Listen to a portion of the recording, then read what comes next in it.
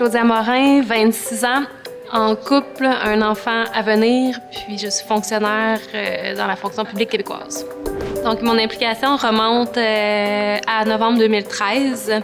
Au moment des dernières élections municipales, j'ai décidé de poser ma candidature. J'ai été élue. À partir de ce moment-là, on nous attribue des comités.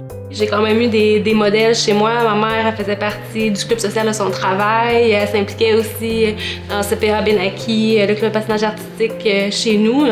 Donc ça aussi, ça m'a un peu motivée à vouloir m'impliquer. Les décisions qui sont prises au sein du conseil puis dans les autres comités sur lesquels je siège ont des impacts sur la communauté. On gère les fonds publics, il faut penser à ça aussi. Ça touche pas juste moi, il faut que je pense à mon voisin, aux gens dans mon district, puis c'est toute la communauté, dans le fond, qui est touchée par les décisions que 6-7 personnes autour de la table du conseil vont prendre ce soir-là. Faut que je m'implique, j'amène la jeunesse au sein du conseil. C'était ça mon but quand que je me suis impliquée. Ça m'amène beaucoup parce qu'on voit les résultats, on voit ce qu'on est capable de faire en tant que conseil.